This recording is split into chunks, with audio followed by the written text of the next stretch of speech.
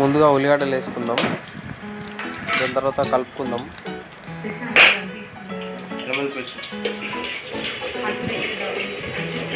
కలుపుతూనే ఉండు అందం కలుపు.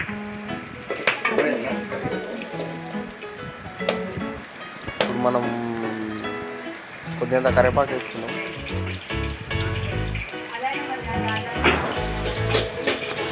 కరివేపాకు ఏమో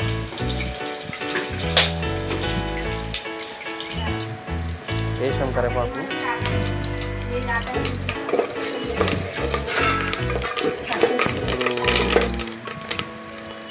తగినంత కస్తూరి మేతి వేసుకుందాం.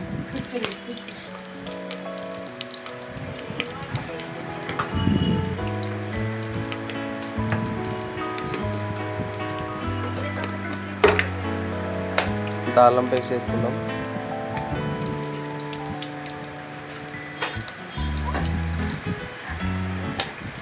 ఒకసారి కలుపుకుందాం దీన్ని మంచిగా.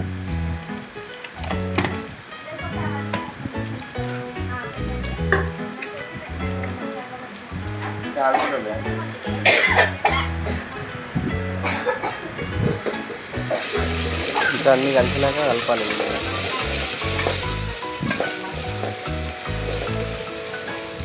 కొద్దిగంత కూర సరిపడా పసుపు వేసుకుందాం. అమ్మ పసుపు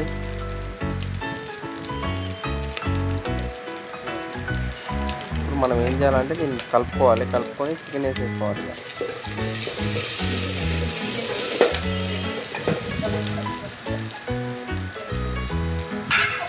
చికెన్ వేసుకుందాం ఇప్పుడు.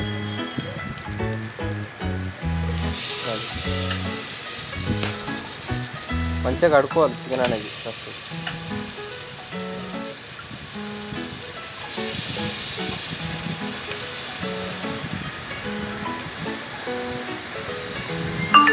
ఇప్పుడు అయిపోయింది చికెన్ వేసుడు. కలుపుకుందాం ఒకసారి మొత్తం.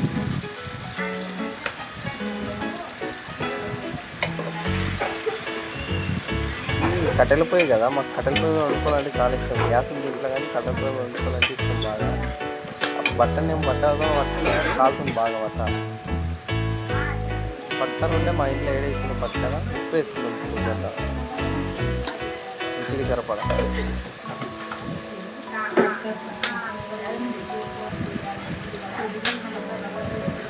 పట్టుకుందామంటే కాలుతుంది కిందికి.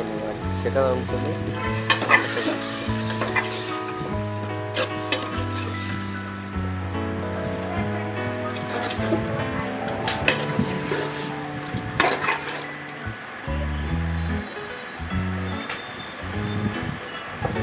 మంచిగా కనిపిస్తుందా? తినండి కావాల్సి వస్తుంది.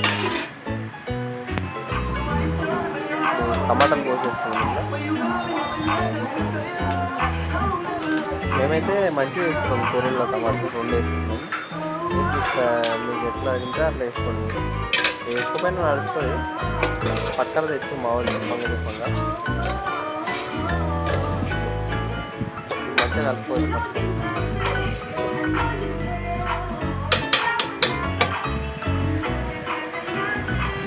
రుచికి సరిపడా కారం వేసుకుంటాం. మేము తెలంగాణ పాలమూరులో కారం బాగా తింటాం. కారం వేసుకుంటాం.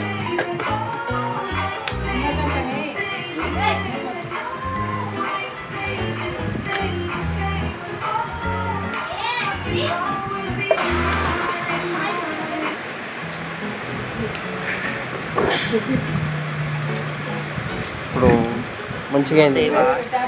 సేపు నీళ్ళు పోసుకున్నాం. ఇందులో 2 చెంబులు నీళ్ళు పోసుకున్నాము. చిన్నది కట్టెలు ఊరికే అయిపోతూనే ఉన్నాయి. కట్టెలు జానికి కట్టెలు పెట్టాలి.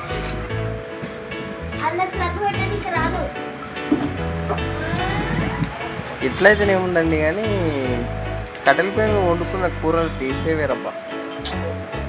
రుచికి సరిపడా రుచి ఉంటాయి. మంచిగా మసాలా వేసుకోండి. చికెన్ మసాలా ఫస్ట్ అది వేయలేదు.